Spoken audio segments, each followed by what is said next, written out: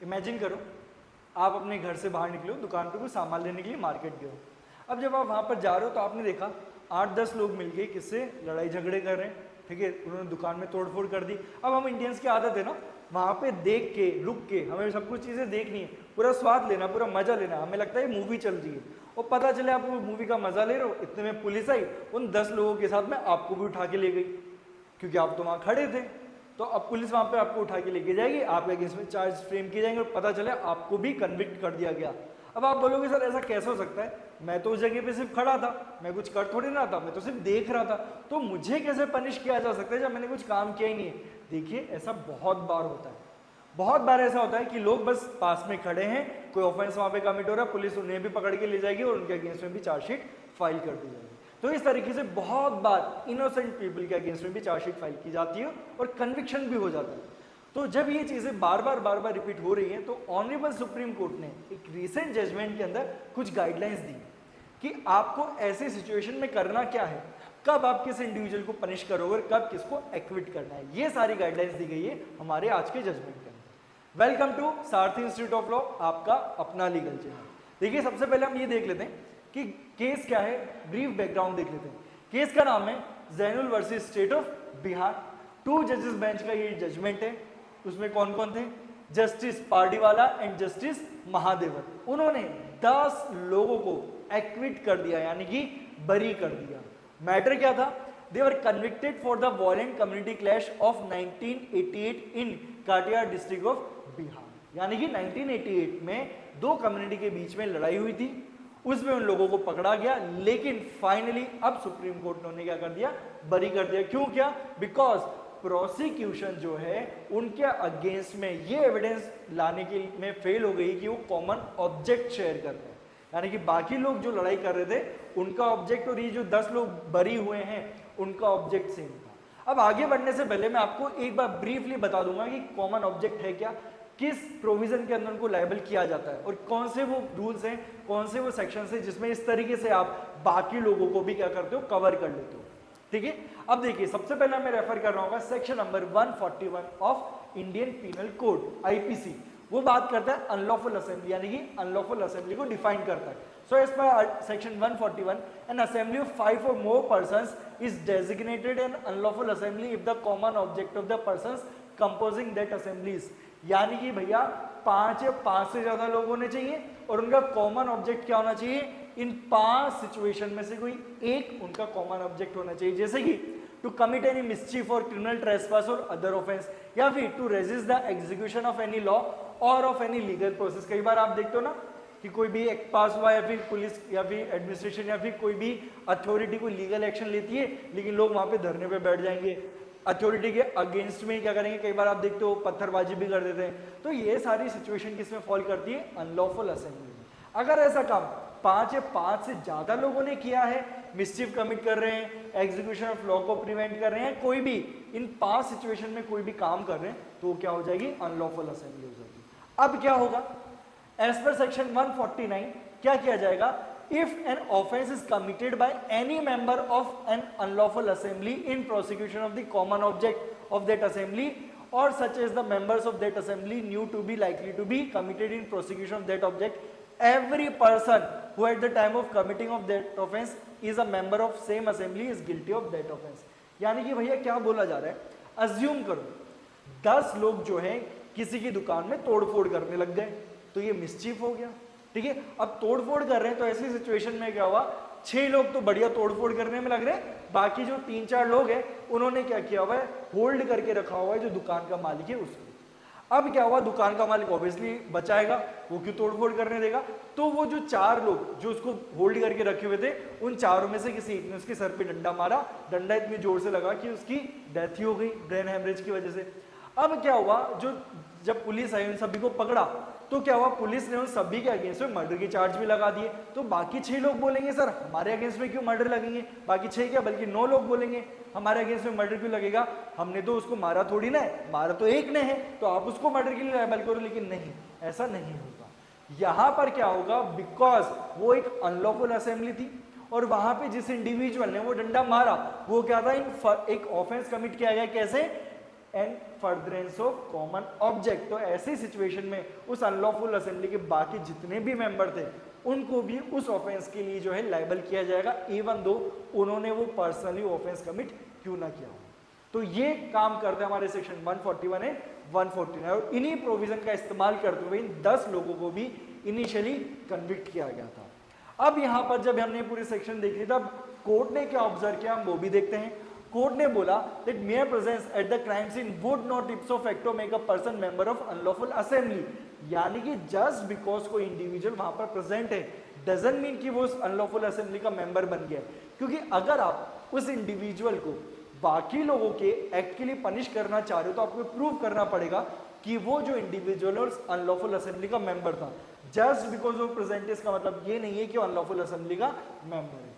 कोई भी by standard, यानी जैसे मैंने बोला ना अभी बहुत से लोग खड़े होकर तमाशा देखने लग जाते हैं। अब by standard to whom no specific role is attributed would not fall within the ambit of section 149, यानी कि भैया कोई ऐसे बस तमाशा देखने के लिए खड़ा है और आप ये प्रूव नहीं कर पा रहे हो कि उसका स्पेसिफिक रोल क्या था वहां पे खड़ा होने का, तो यानी कि आप ये प्रूव नहीं कर पा रहे हो कि आप वो इंडिविजुअल उस अनलॉफुल असेंबली का मेंबर था या फिर नहीं था।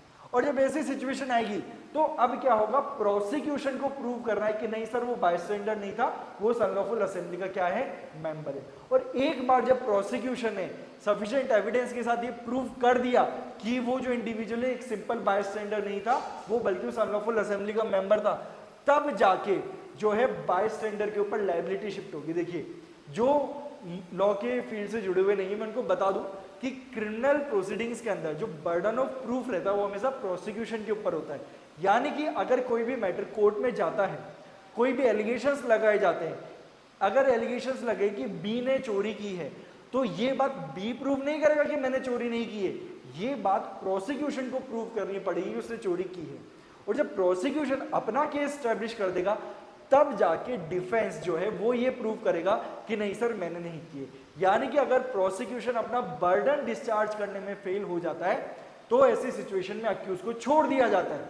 तो यही बात आपको यहाँ पे ध्यान रखनी है कि जब एक बार प्रोसिक्यूशन ने ये प्रूव कर दिया कि वो जो इंडिविजुअल खड़ा था वो सिंपल बायस्टैंडर नहीं था, वो क्या था, अनलॉफुल असेंबली का मेंबर था, तब जाके बायस्टैंडर को ये प्रूव कर रहा हूं कि नहीं सर मैं मेंबर नहीं था, मैं तो सिर्फ वहां पे खड़े होके देख रहा था। और यहाँ पे प्रोसिक्यूशन को क्या करना पड़ेगा, उनको स्पेसिफिकली स्टैब्लिश करना पड़ेगा reasonable direct and indirect circumstances से कि वो जो अक्यूज है वो कॉमन ऑब्जेक्ट शेयर करता है। यानी कि जिस इंडिविजुअल को आप वहां पे अक्यूज बनाना चाह रहे हो, बल्कि वो तो वहां पे खड़े होके तमाशा देख रहा था, अगर आप उसको क्या करना चाहते हो, अक्यूज बनाना चाहते हो, उसको कन्विक्ट करवाना चाह रहे हो, तो आपको स्पेसिफिकली डायरेक्ट या इनडायरेक्ट सर्कमस्टेंशियल एविडेंस से ये प्रूव करना पड़ेगा, डायरेक्ट एविडेंस से प्रूव करना पड़ेगा कि भैया वो जो अक्यूज है ना वो कॉमन ऑब्जेक्ट शेयर करता है, वो खाली वहां पे खड़े नहीं था, वो तमाशा नहीं देख रहा था, वो बल्कि उस तमाशे का पार्ट था, उसने उस तमाशा क्रिएट करने में पार्टिसिपेशन किया है, तो ही वो लायबल कहलाएगा।